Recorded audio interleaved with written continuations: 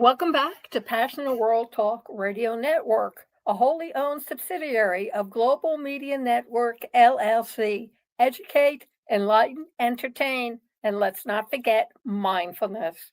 On today's episode of Lest We Forget with Lillian Caldwell, we are taking an opinion piece from Hippo, HIPPO Rees. And the title is Trumping the Executive Branch, a brief history of presidential overreach and the failure of checks and balances. And it's written by Cameron, Cameron Espinoza, Espinoza. The summary Cameron provides is although serious scrutiny of President Trump's action is warranted, we must not over and individualize them. Many U.S. presidents have engaged in similar dubious and reprehensible acts, made impossible promises, silenced the media, and lied outright in order to achieve their domestic and foreign policy goals. As such, we must examine the very institutions that fail to hold presidents accountable and responsible for their actions. So we know that the current administration is not the only administration who's overreaching their executive powers. Apparently, U.S. American presidents have a long history of deception, coercion, outright lying, using covert action, defying Congress, or exceeding their constitutional mandates to achieve their domestic and foreign policy goals, particularly in the 1970s, when legislation such as the War Powers Resolution of 1973 was passed. This increased Congress's authority and consequently congressional staffs rose by over 400%. Meanwhile, public trust waned, especially in the Nixon years. As a result, Congress is a greater position to examine and formulate policy. With the advent of the internet, the American public has gained the ability to access a backlog of statements by politicians instantaneously, as well as information from thousands of news outlets. The creation of the civil rights movement and of the United Farm Workers are examples of civic actions which translated into legislations. So this illustrates the historical baseline which the American public has had as a check against the executive. There are, however, more examples of presidential overreach and acquiescence on the part of Congress and sometimes of the American public. In 1964, the Tolkien Resolution was passed under Lyndon B. Johnson, which was based on dubious intelligence describing a phantom sea battle between the USS Maddox and a North Vietnamese torpedo boat. The resolution granted Johnson extensive war powers and significantly expanded the scope of the Vietnam War. Ironically, Johnson spent much of 1964 campaigning on a peace platform. In his speeches, Johnson repeatedly told the American public, quote, some others are eager to enlarge the conflict.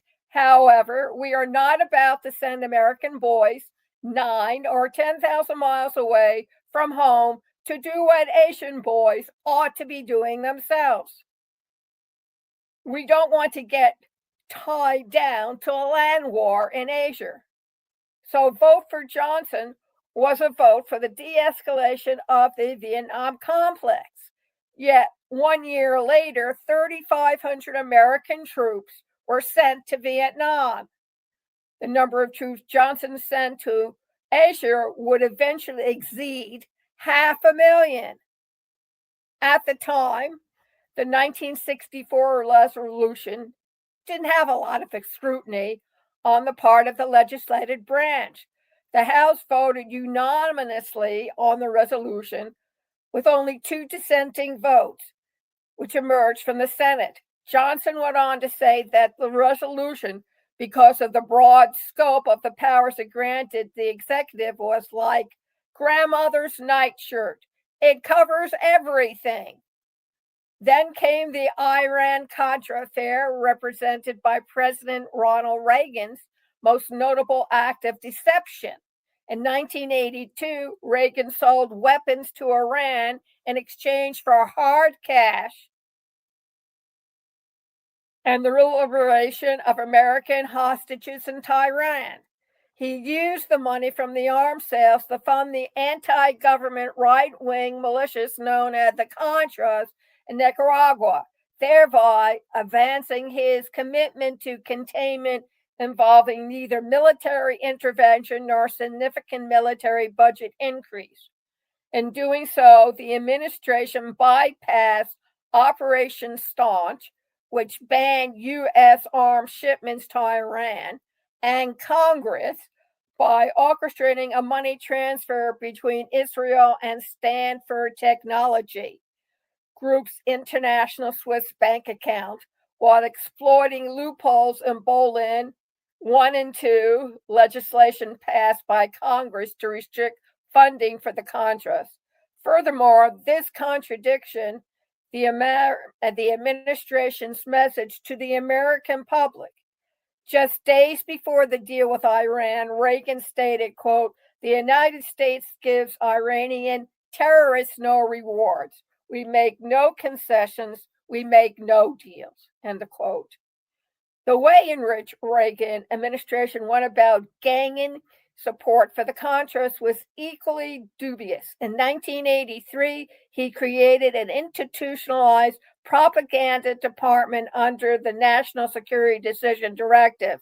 This organization leaked favorable selective information to news outlets and staged, quote, over 80 publicity stunts to influence public and congressional opinion before upcoming Contras and votes, unquote. Reagan initially denied any knowledge of the affair, though he did eventually admit to violating Bolin 1 and 2. Congress absolved him of deliberately lying to the American people despite evidence to the contrary. The few that received a conviction for their involvement, yes, they were pardoned by George H.W. Bush.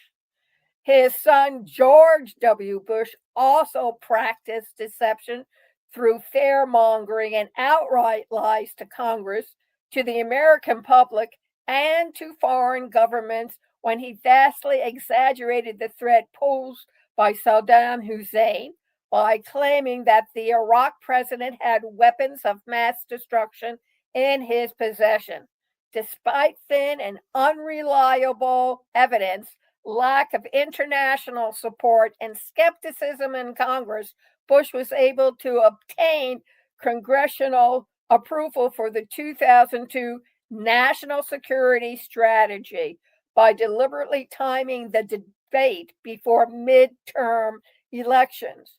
The Bush government recognized that, quote, it was risky for members of Congress, especially those who were in tight re-election races, to oppose his administration on an issue of national security. The reason why these presidents felt they could not openly and honestly pursue their foreign policies vary.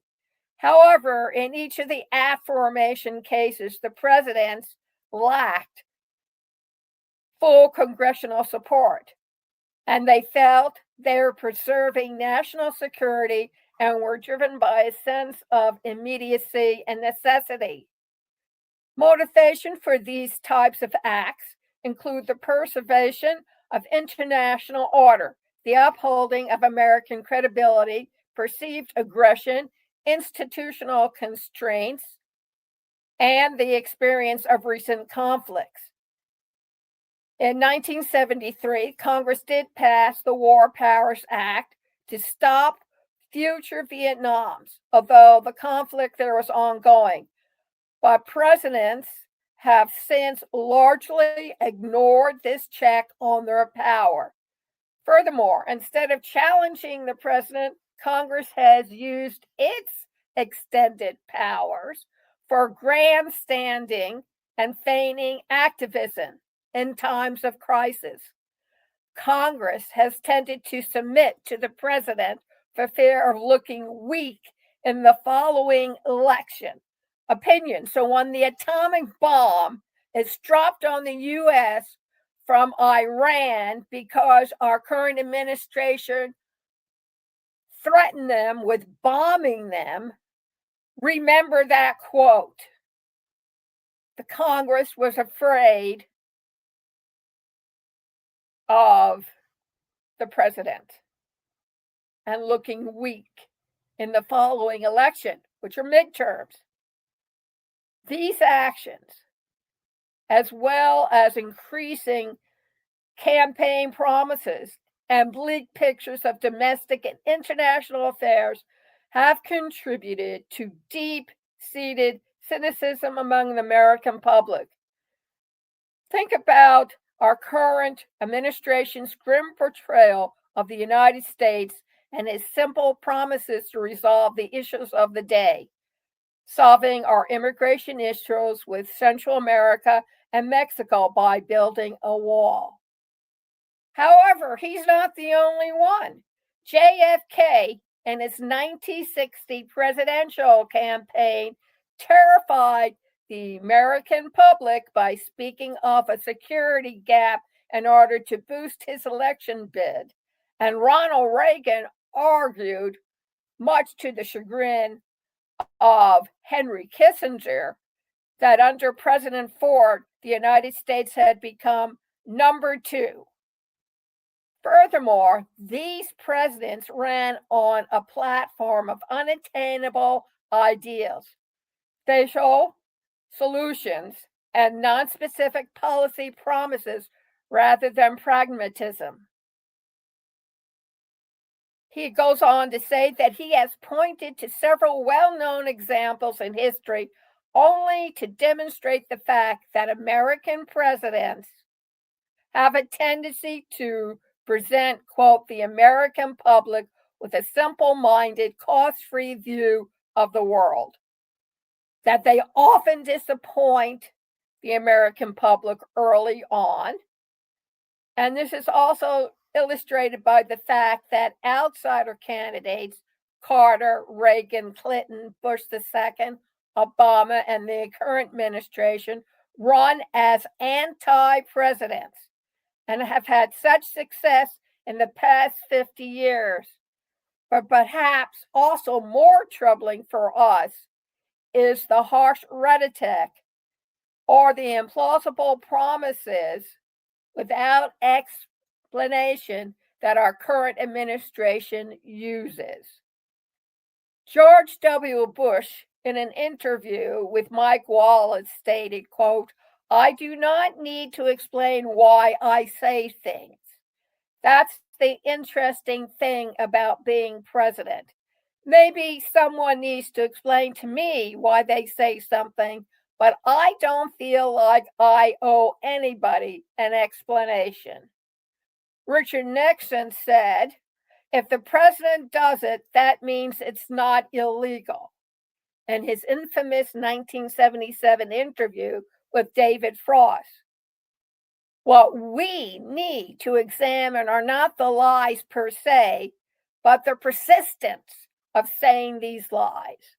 How can Americans not be expected to grow disillusioned when a president promised them without any explanation to, quote, "make America great again," and then asks them to bear all of the burdens of the world, or announces his intention to bring about democracy everywhere? How can they not lose faith in a Congress which acts purely in a spirit of opposition, contradiction, and negativity, and which is increasingly accountable to the economic elite, and which uses its powers for phony activism?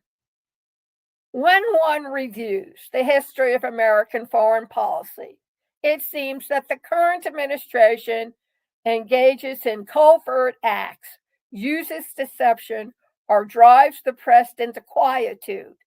He would be acting in ways entirely consistent with those of his predecessors. We should not merely write articles showing that the current administration is a liar. In fact, we should not fall into the same moralizing trap as politicians by arguing it is always impermissible to lie. There are times when presidents need to use covert action or to bypass the beleaguered constraints of the executive office. Rather, we must examine why the United States has a political system which rewards promisers rather than realists and blanket doctrinaires rather than pragmatists who offer dubious solutions to domestic problems. We must try to find ways by which Congress can hold the executive branch accountable without compromising national security. The questions we need to be asking ourselves should revolve around the realm of realism and politics. For example, why do we, and that's the American public, not have realistic expectation or ideas about our political leaders to do or ought to do? Why must political leaders have dogmatic policy goals which discourage practical compromise in order to get elected? Why do presidents often feel it is necessary to lie in order to realize their goals? Incidentally, this is a ripple effect to your children because they'll think it means that, well, if the president can lie, so can I. Think about that, parents. Why does Congress let them get away with untruths? Why does the House use its expanded powers for showboating rather than challenging and checking executive authority? Why are Americans, not just old, white, cynical men, so cynical about their political institution? Is it because of the impossible promises in which political leaders must trap themselves to get elected? Does this explain why American voters tend to flock towards change or anti-president candidates? What specific institutions and mechanisms have increased the public cynicism and encouraged such political dogmatism?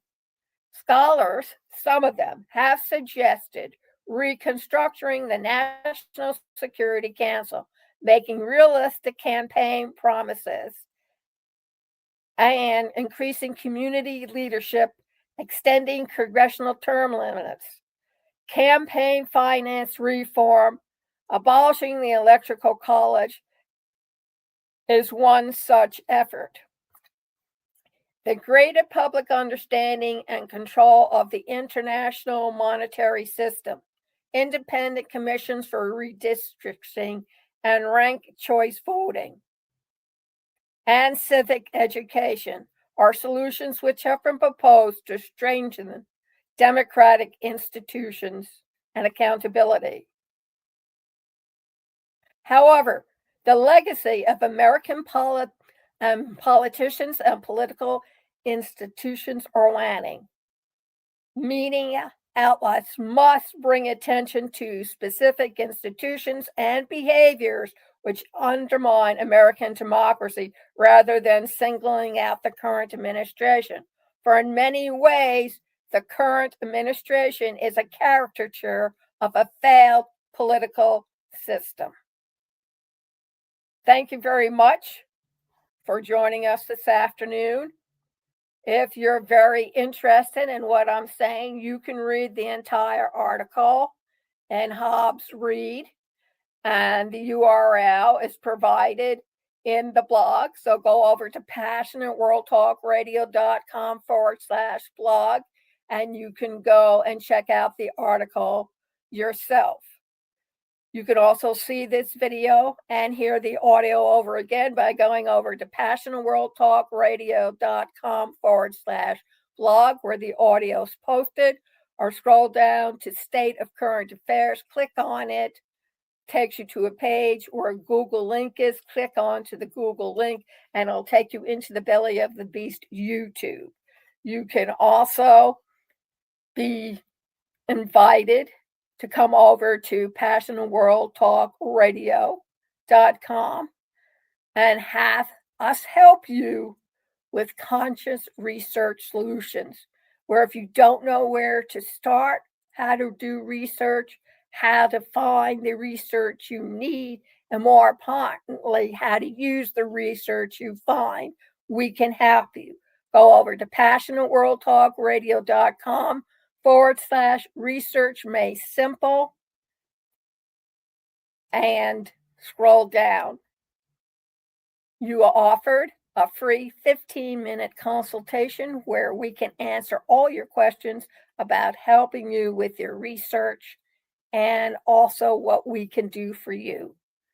On our blog, Research Made Simple blog, we provide you pain points and resolutions to help you not have them.